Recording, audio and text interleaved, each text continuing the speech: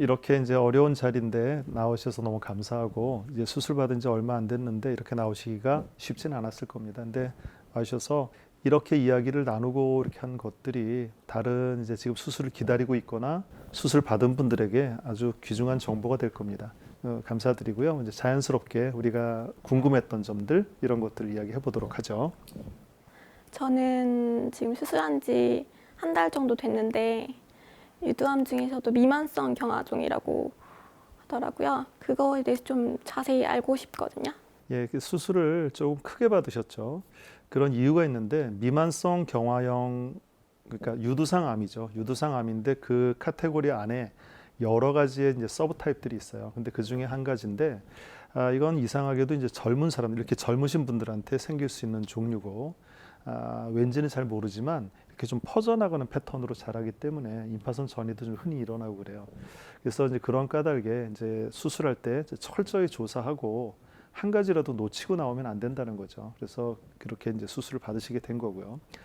이거는 이제 수술할 때 조금 남들보다 넓은 범위의 수술을 한다는 거지 예후가 나쁘다는 건 아니에요. 그러니까 빨리 퍼지기 때문에 그거에 대한 대책을 확실하게 세우는 게 제일 좋겠다는 거죠. 근데 젊은 여성분들이 좀 많이 걸린다고 하는데 또 특별한 이유가 있나요? 그걸 이제 아직 과학적으로는 잘 몰라요. 근데 이제 젊은 사람들 예를 들어 이제 10대도 이런 경화형이 많이 생깁니다. 미만성 경화형이 10대, 20대, 30대까지 그리고 이게 40대가 넘어가면 조금 드물어집니다. 근데 그건 과학적으로 왠지는 모르는데 이런 타입에서 이제 우리가 원인은 모르지만 치료 대책을 알고 있다는 거죠. 이제 그래서 그게 그 더 중요한 포인트가 되겠고요. 앞으로 과학이 좀 더 발전한다면 그 원인도 알 수 있을 겁니다. 근데 아직은 아닙니다. 그러니까 보통 원격 전이가 많이 된다고 말씀하셨는데 원격 전이가 됐을 때는 어느 부위가 가장 많이 발병하는 건가요? 유두상 갑상선암은 가장 흔하게 전이되는 부위가 임파선인데 임파선은 갑상선 주변, 목 주변 뭐 이렇게 해서 주변 임파선들이에요. 그래서 그걸 원격 전이를 하지 않는데 원격은 이미 이제 한 단계를 뛰어넘어서 먼 거리에 간 걸 이야기하는 겁니다. 그래서 가장 흔하게 가는 데가 폐고요.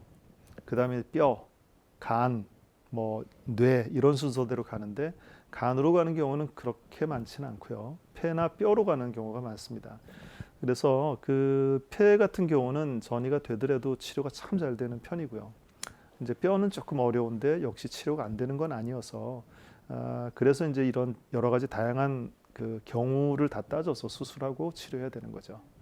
그럼 그 뼈로 전이가 됐을 때 증상이 나타나나요? 갑상선암은 그 특유의 증상이 없어요. 그게 제일 큰 문제예요. 그 자기가 이제 증상이 있다고 깨달았을 때는 많이 심해졌을 때, 그러니까 말하자면 한 4기 정도 됐을 때나 증상이 나타나는 거예요. 그래서 간혹 뭐 이제 수술하기 전에 많이 찾아봤겠죠. 조사해봤을 텐데 그 증상이 있으면 그때 수술해라. 너무 늦은 상태인 거예요. 그래서 갑상선암은 특유의 증상이 없는 게 제일 큰 문제이기도 해요. 뭐 뼈로 전이돼서 증상이 발생됐다. 그러면 상당히 많은 파괴가 일어난 다음이에요. 이제 그래서 위험한 거죠. 증상이 나타나면. 수술하고 나서도 조금 걱정되는 게 이제 재발에 대한 문제거든요. 또 어떤 카페에서 글을 봤는데 저처럼 미만성 경화종 전절제를 하시고 요오드 치료를 2번을 하셨더라고요. 근데 이번에 재발이 되셔갖고 갑상선도 전절제 하시고 다 치료를 하셨는데 어디서 재발이 됐는지 그리고 또 재발되면 어떻게 치료를 해야 되는지. 자, 이제 갑상선암이 재발되면 첫 번째로 주변에 림프선, 그러니까 림프절이라고 표현하죠. 림프선에 재발합니다. 우리가 이제 수술을 계획할 때 내가 철저하게 해야 된다라고 했던 게 조금이라도 의심스러운 부분이 있으면 그걸 놓치고 나오지는 말자는 게 이제 우리의 주예요. 처음에 수술할 때 이제 조직 검사를 먼저 하고, 그죠? 처음 계획은 그냥 전절제만 하고 끝날 수도 있었죠. 근데 이제 그걸 철저하게 바늘로 찔렀을 때 암이 아니라고 나왔음에도 그걸 다시 한번 수술 중에 띄어서 조직 검사를 한 거예요. 그러니까 철저하게 대비를 한 거죠. 그래서 지금은 이제 그런 과정을 거친 게 재발률을 최소화시키려는 노력입니다. 그래서 보통 갑상선만 수술하게 되면 전체적인 재발률이 누적 재발률이 있어서 그렇지만 재발률을 한 5% 미만으로 맞추는 게 이제 우리 목적이에요. 근데 이 측경부 청소술을 하면 조금 더 재발률이 높기는 해요. 근데 그럼에도 불구하고 그 치료가 다 끝나고 나면 그냥 전절제한 사람과 똑같은 정도 수준으로 맞추려는 게 이제 우리가 노력하고 있는 거죠. 그래서 최선을 다해서 앞으로 이제 뭐 방사선 요오드 치료도 하고 이제 검사도 철저하게 하고 이렇게 하는 거죠. 재발을 하면 어떻게 되느냐? 이제 재발한 부위에 따라 좀 다른데 재발을 했을 경우에도 한 번이나 두 번 정도의 그 찬스는 있어요. 근데 이제 재발을 했을 때도 절대로 좌절하지 말고 철저하게 역시 조사해서 또 역시 지금 이번에 수술했을 때는 이 수술이 마지막 수술이 돼야 된다는 생각으로 수술한 거예요. 뭐 처음엔 예상하지 못했을 수도 있는데 내가 외래에서 이야기했듯이 이것도 조사를 해서 하겠다라고 했던 겁니다. 네. 아, 그리고 그 임파선을 저는 33개를 뗐거든요. 33개 중 7개가 전이 됐다고 하는데 그 떼어내는 기준이 어떻게 그냥 개수는 병리에서 하나하나 이렇게 발라낸다 그러죠. 임파선을 다 그 조직을 이렇게 한 덩어리를 주는 거예요.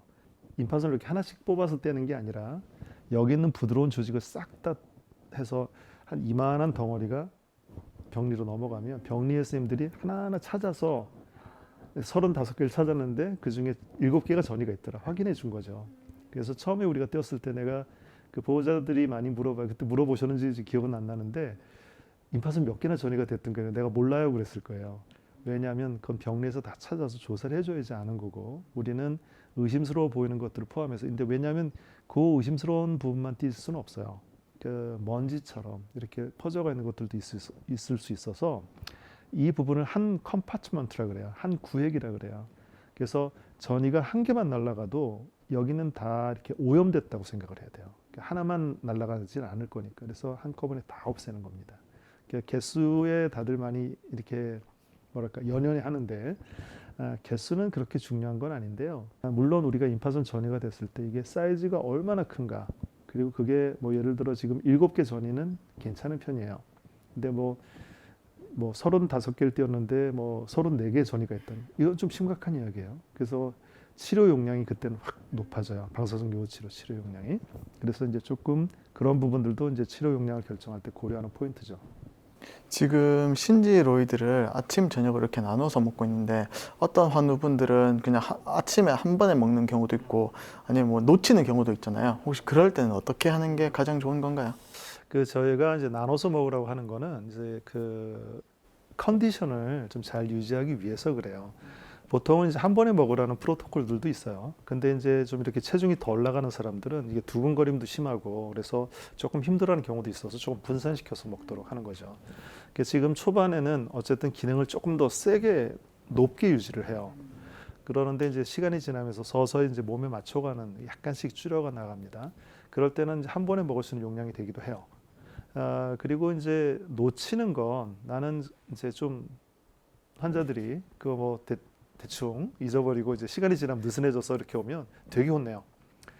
딱 첫 번째 질문을 뭐라고 하냐면 밥 먹는 거 잊어버리지 않죠?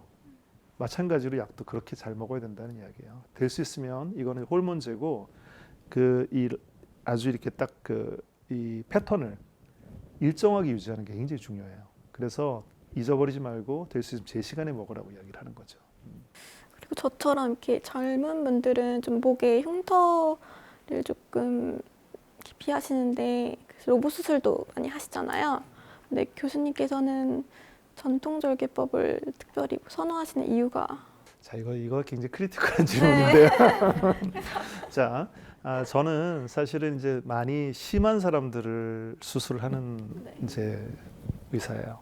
그리고 이제 로봇 수술이라는 것도 이제 굉장히 앞으로 더 발전해 나가고 좋아질 가능성이 굉장히 높은데 아직까지는 안전하게 하려면 내가 안전이라고 하는 개념은 뭐냐면 재발률을 최소화하는 우리가 수술의 본연의 목적에 맞아야 되는 거예요. 그러니까 어떤 사람들은 아주 조그만 암이고 한쪽에만 있고 반만 뛸 수도 있고 이런 그 작은 수술로 가능한 사람은 로봇 수술하라고 권하기도 합니다. 근데 지금은 이제 이런 경우에는 아닌 거죠. 그리고 수술이 확대될 수 있는 가능성이 농후히 있었을 때 이럴 때 로봇 수술했을 때는 조금 대책이 안 쓰는 경우가 생겨요. 그래서 그런 경우에는 아직까지는 로봇 수술보다는 전통적인 방법이 좋겠다는 것이고 내 개인적인 경험인데 옛날에 전 요만큼 재고 하는 수술을 좋아했어요.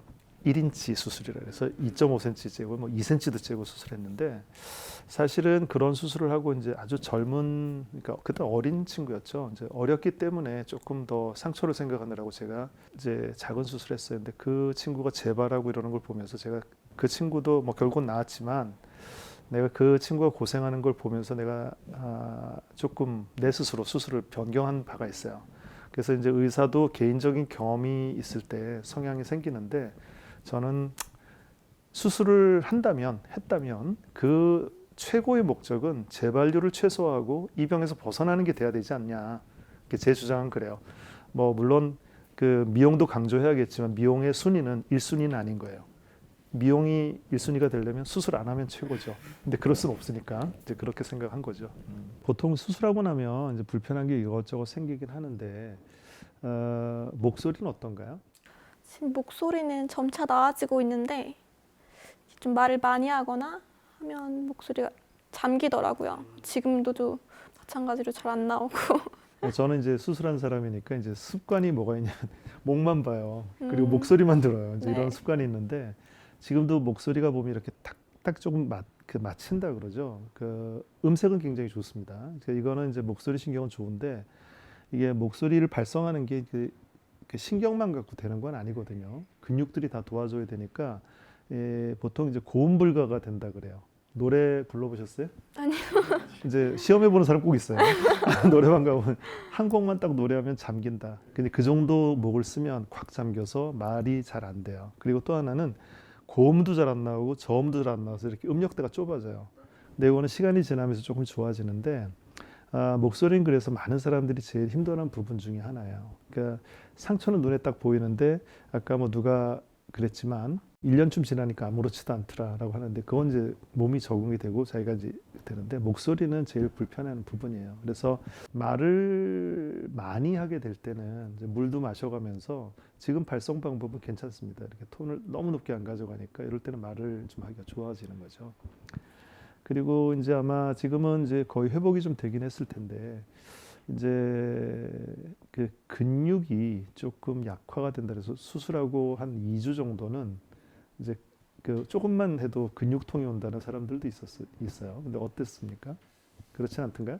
그렇게 몸이 아프진 않은데 체력이 많이 떨어진 게 딱 느껴지더라고요. 조금만 걸어도 좀 숨이 빨리 차고. 그 사실은 이제 수술이 굉장히 큰 수술이고 그 남들보다 이제 남들이 갑상선 받는 수술을 한 강도를 1이라고 하면 한 4배 정도에 해당하는 수술의 강도가. 그러니까 큰 수술 받았고 병원에 있는 기간이 길었기 때문에 근육이 좀 약화가 올 수도 있고요. 근데 물론 젊으니까 그런 게 그렇게 심하지는 않았을 텐데 정말 연세 드신 분들은 힘들어하는 분들도 있어요. 그래서 그런 면들은 좀 좋아지는데 이제 서서히 운동도 좀 하고 이러면서 미리 그러니까 핵약 치료, 그러니까 방사성 요치로 들어가기 전에 체력을 좀 길러놓는 건 좋겠습니다. 근데 수술을 받고 나서 어깨 쪽 통증을 좀 계속 온다고 하던데 혹시 어깨 통증은 왜 오는 건가요? 그게 이제 중요한 이야기인데 그 지금 이제 갑상선만 띈 사람은 어깨 통증이 안 와요. 근데 이제 측경부 청소술이라고 하는 수술은 어떤 수술이냐면 여기 있는 부드러운 조직을 싹 다 없애버리는 수술이에요. 그래서 이제 여기 승모근이라고 그러죠. 남자들은 승모근 그럼 딱 알아듣는데 그 승모근이 약화가 오는 수술이에요. 그래서 어깨 움직이는 것도 유착이 오죠. 이렇게 신경이 눌리고 근육이 눌려서 자꾸 어깨가 아프고 그 팔을 움직이지 않으면 나이 든 사람 50견처럼 빨리 굳어요. 그래서 자꾸 움직여야 하고 그리고 감각도 떨어지죠. 그거는 이제 그쪽으로는 감각신경이 원래 한 3가닥쯤 있는데 그 중에 한 가닥은 잘라야지 이 스페이스가 열려요. 그래서 어쩔 수 없이 오는데 이제 먹먹한데 시간이 지나면 그것도 더 좋아지는데요. 수술 전을 100이라고 했을 때 100으로 좋아지진 않아요. 한 95까지는 올라옵니다. 근데 세월이 오래 걸려요.